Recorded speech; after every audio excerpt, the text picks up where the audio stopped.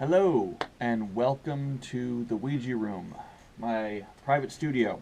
We're just getting ready to start tracking drums for an album with a client from Florida named Daniel. So, although Daniel's going to have possession of this video as well, so I don't think it's a big secret. I guess I can say his name, right? Anyway, I just wanted to do a quick gear rundown. The video I put out previously, that was a rundown of my tour rig on the road with Pretty Boy Floyd. A lot of people seem to really enjoy that. I got a lot of good feedback from it and stuff. So I thought I'd do one of my studio rig. This is my studio kit that I use for pretty much every recording session I do. Almost everything is done remotely in this room for the last 2 years. I've actually only had to leave and step foot in an actual recording studio, I think twice, maybe 3 times in the last 2 years. Everything else I've done, which has been a lot, I do quite a lot of recording for people. Everything else has been done right here on this kit. So I just wanted to take you through some of the specs and let you know kind of what I'm using. I won't go through everything. I won't go through like rack mount gear and stuff like that because that's a little boring. But the drum stuff, we'll do the fun drum stuff anyway. So hopefully this camera's capturing everything and I don't have to do this video twice. I'm going to re-angle this a little bit. So hopefully, with the wide angle on here, you can see enough of the drum kit. Alright, so we'll start with the drums themselves. This is a Yamaha Recording Custom, just like the kit that I was using on tour. This one is a late 80s. I actually had all the shells dated through Yamaha with their serial numbers, and it's cool. They get really specific with it. The 2 mounted toms and the kick drum were both made, all 3 of them were made in December of 1988, and one floor tom was made in January of 89, and the other floor tom was made in February of 89. So this whole kit was constructed over a 3-month period between 1988 and 1989. The snare drum. Well, let me finish about this. Okay, there's some cool stuff about this drum set. One, the finish. It's cobalt blue, which was a finish that was primarily only offered on Yamaha's Rock Tour line at the time. And if anybody remembers the Rock Tour line, that's what all the big arena rock bands were using on the road in the 80s. Famously, Matt Sorum used one all through the 90s with Guns N' Roses. That was like one of the go-to standard arena rock drum kits, and Cobalt Blue was one of the standard finishes for that kit. It was not a finish offered on the Recording Custom, so this is kind of special here.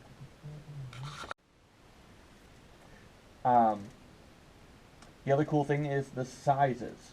So, the 2 mounted toms and the kick are kind of standard. It's a 22 by 16 kick.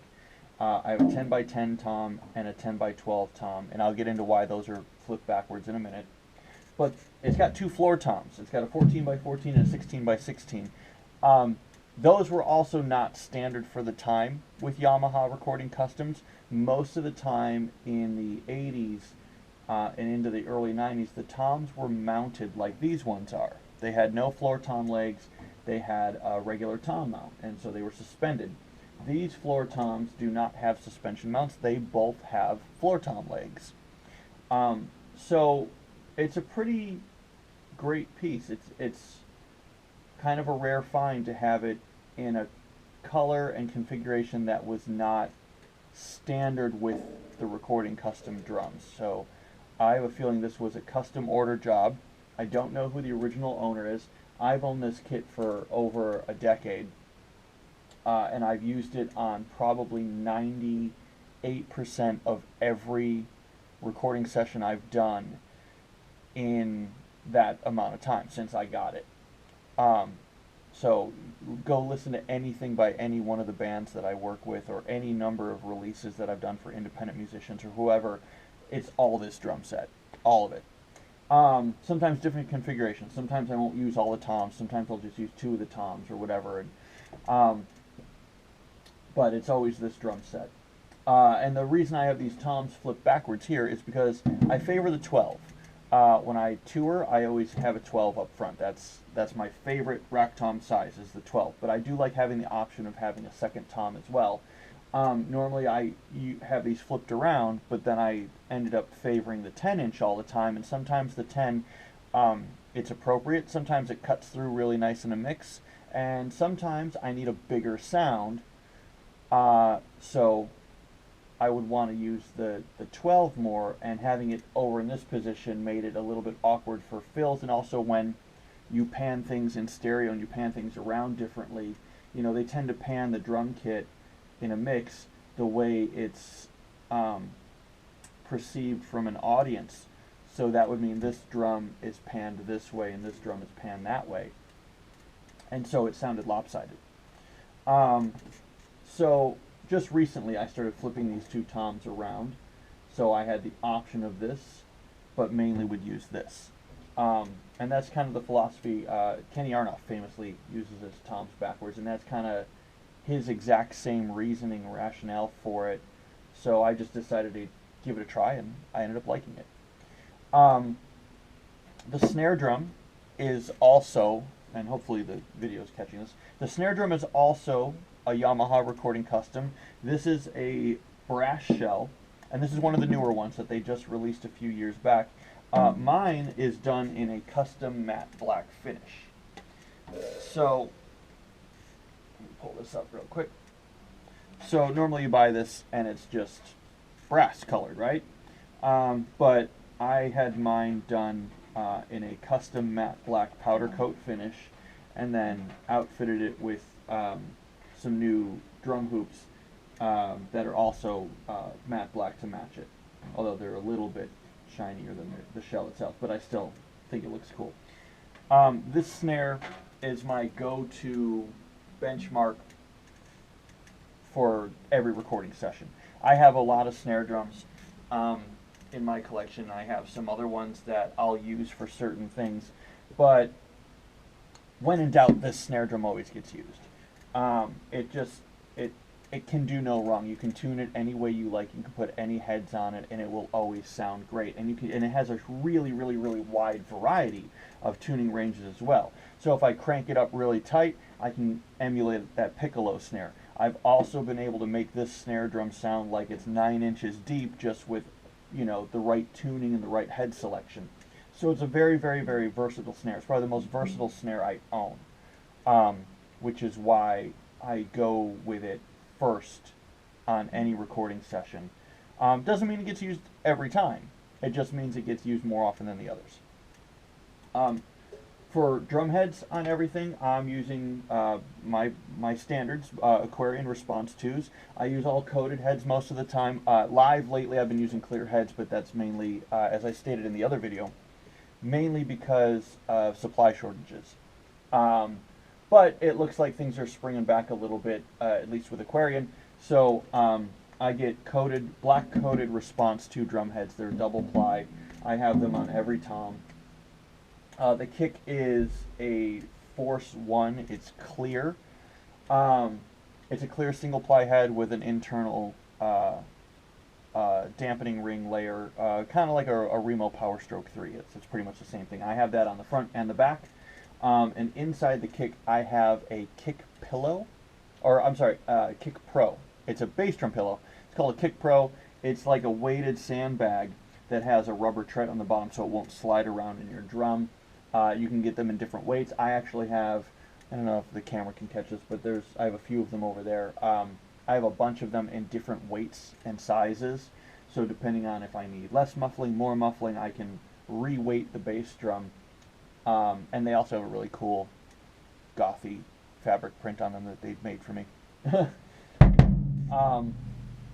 That's all that's in the kick drum. It's just that one weighted pillow.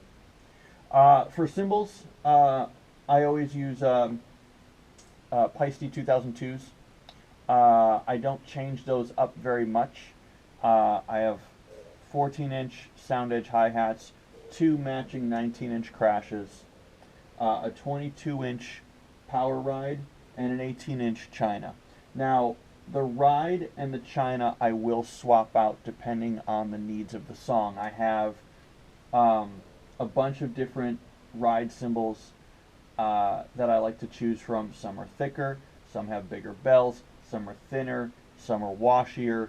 So I really try to always fit my ride cymbal and my snare drum to the needs of the song. Everything else can stay, but the ride and the snare always go with the needs of what I think the song will sound best with. If I need a more aggressive snare, a deeper snare, a more aggressive ride, a washier ride, whatever it is. So those will get swapped out quite a bit. The china, this one's my favorite. This is the one that I use most often. Get a little bit better shot of that right there. So this is what I use most often. It's just an 18-inch 2002 china. I do have a couple of the Paiste Color Sound 900 chinas. Those are cool. They're a bit different sounding than the 2002. They're a bit quicker. They don't have as much decay on them. And I like those. And then I also have the old standard, the 18-inch Wuhan china that's like $65 or something like that at a store, and it's cheap and it sounds incredible. Neil Peart used to use them on Rush recordings. I know a lot of other bands use them in their recordings and stuff like that. When you need a really, really, really aggressive sound, it's perfect. I also have some effect cymbals, some of the stuff with the holes drilled in them and stuff like that. I'll mount those up. Sometimes I'll put one here next to the hi-hat. Sometimes I'll put something right in the middle. But again, needs of the song. For microphones, we'll talk quickly about mics. Most everything is Audix. I tend to favor their stuff. I just got accustomed to it over the years. I love using it live. I love using it in the studio. So on the snare top, I have an Audix i5. I have an SM57 on the bottom. For the kick drum, sometimes I'll use an Audix D2. I think right now my D2s are all mounted in the live kits.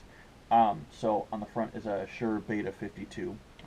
I also have a sub kick up front to capture the low end. It's a custom one that I made.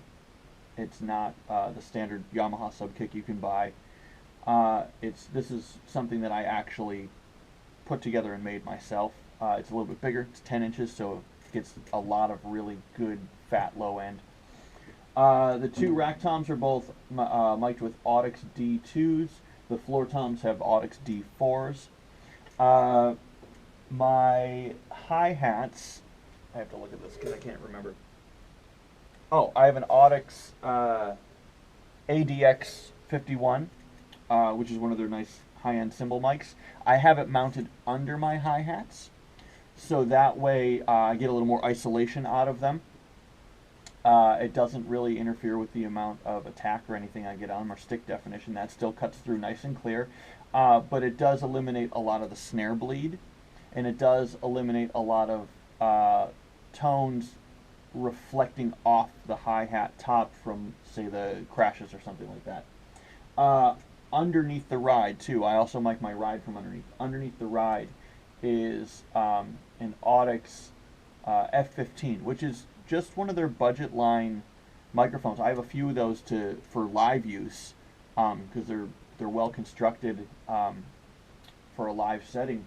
But I have one underneath the ride, and just with a little EQ to roll off a little bit of that low end, you again get great stick definition and clarity out of it. And then keeping it under the ride, you don't get any reflective sounds from the crash of the china on the top of the ride, which is nice.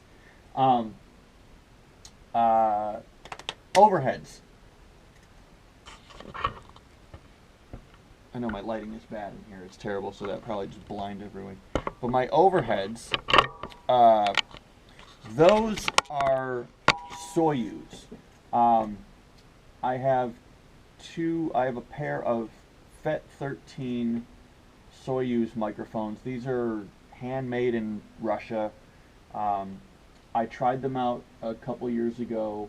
A friend of mine gave me a set to borrow and just, experiment with, and I fell in love with them. It was the first time. I don't like my cymbals to be very high in a mix, especially with a rock song. I like the cymbals to be low in the mix. They don't need to overpower anything. They just need to accent. The kick and snare need to be up front. So I always pull the fader down on the overheads in any mix that I do. I like it to be tucked in there, but not too much. This was the first time using these microphones. Was the first time I started pushing that fader back up. They just sound incredible. They capture the drums beautifully. They sound very natural.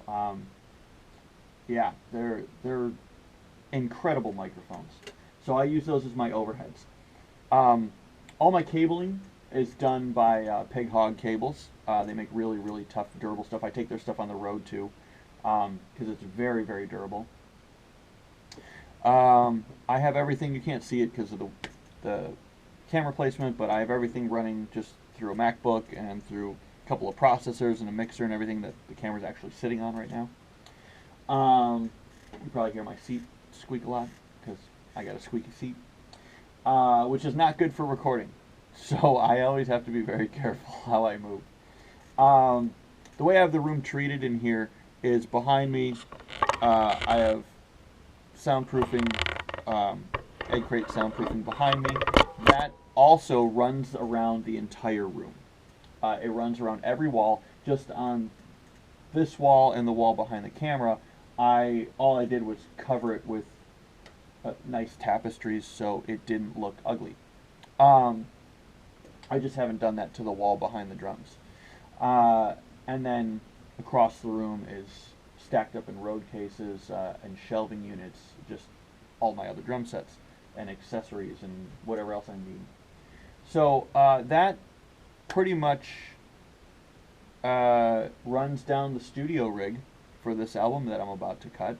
If you have any questions, leave them in the comments below. I will always try to read and answer any of those. And yeah, have a rockin' day.